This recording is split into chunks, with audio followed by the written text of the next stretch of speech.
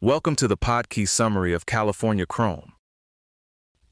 California Chrome was the kind of racehorse people love because his story felt a little improbable from the start. He came out of a cheap, lightly respected breeding plan, nearly won the Triple Crown, came back from setbacks to reach an even higher peak, and somehow became bigger than racing for a while. What makes his story stick is that it was never just about the horse's talent. It was also about the small team around him, the arguments and weird side plots that followed him, and the way fans turned him into something like the people's champion. The basic setup was almost too perfect for an underdog story. His owners had paid just $8,000 for his dam, loved the chase, and the stud fee for Lucky Pulpit.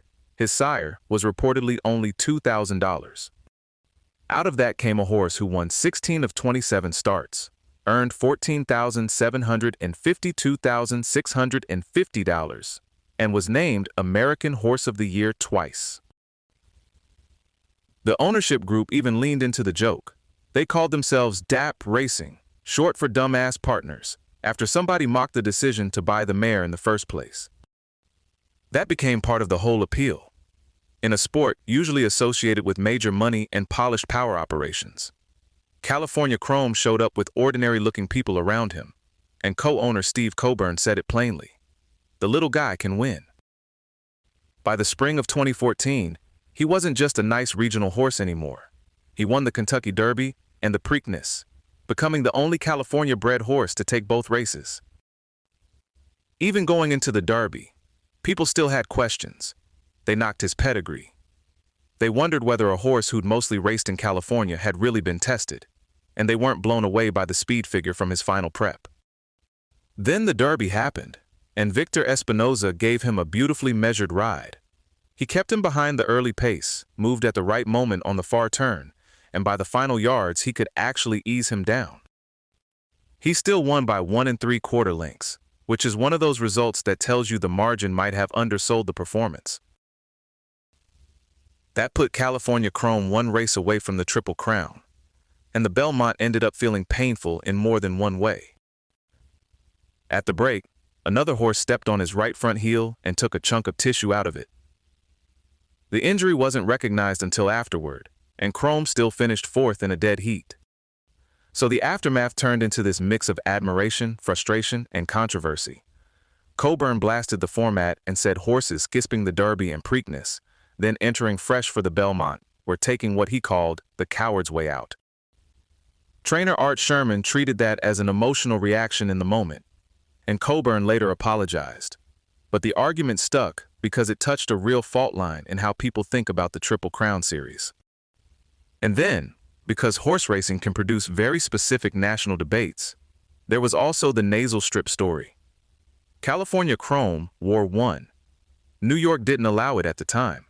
People argued about that nonstop, and before long, nasal strips were approved for all horses on New York tracks. The loss didn't really diminish him. A lot of observers saw the bloodied foot and the narrow miss as tragic more than exposing, and he was still ranked among the world's top horses afterward. Part of what made the whole thing feel so personal was the operation itself. Art Sherman was 77 when he won the Kentucky Derby, making him the oldest trainer ever to do it, and that brought its own lovely sense of timing to the story. Sherman had also been the exercise rider for Swaps, the 1955 Derby winner, so there was this long arc to his career that gave Chrome's rise extra texture. His son Alan handled much of the day-to-day work, and the horse's development seems to have benefited from very specific hands-on decisions. One was a glued and nailed horseshoe designed to help correct his low heels after an inconsistent 2-year-old season. Another was the partnership with Espinoza. Together, they put together a 6-race winning streak and built a style that made the most of Chrome's tactical speed. He also had a temperament people remembered. Because his mother suffered a uterine laceration during birth and needed intensive care, humans gave the foal an unusual amount of attention early on, and he grew into a horse especially comfortable around people. That sounds soft and sentimental until you realize how useful it is when a racehorse is calm, engaged, and happy with the whole traveling circus around him. After the Triple Crown run, his 2015 season got choppy. He was second in the Dubai World Cup. then had a planned Royal Ascot start scratched because of a hoof bruise, and cannonbone bruising ended the year altogether. A lot of horses never quite get the full momentum back after that kind of interruption. California Chrome did. In 2016, he ripped off a 6-race winning streak, and this version of him looked complete. He won the Dubai World Cup, the Pacific Classic, and the Awesome Again Stakes. The Dubai win pushed him past Curlin as North America's all-time leading money earner, and in the Pacific Classic, he beat Beholder by 5 lengths so easily that Gary Stevens said Espinoza looked like he was playing with the rest of them. Then came the Breeders' Cup Classic against Arrogate, one of those races people still bring up because it was so strong at the top. California Chrome lost by a neck, but the two of them finished more than 10 lengths clear of everyone else. Chrome earned a 119 Beyer speed figure that day, the highest of his career, which tells you the defeat was still one of his finest efforts. For a stretch, California Chrome became something racing almost never gets anymore: a genuine mainstream sports character. Fans called themselves Chromies, more than 100 supporters crammed into the winner's circle at Santa Anita. Sacramento's TV market ranks 6th nationally for the Preakness and 3rd for the Belmont, which is not the kind of leaderboard horse racing usually owns. He was honored unanimously by the California legislature, the first racehorse the state had recognized that way. He turned up in music, online fandom, and national campaigns for companies like Skechers and Breathe Right. That popularity also revealed the limit of what one beloved horse can do. Gary Stevens said Chrome had brought racing back onto mainstream television, while Frank Deford argued that even a Triple Crown winner couldn't reverse the sport's larger decline against other forms of gambling and broader cultural change.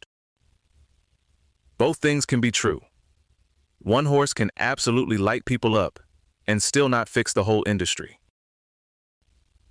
California Chrome retired after the 2017 Pegasus World Cup with those 16 wins, 4 seconds, 1/3, and the $14.75 million bankroll.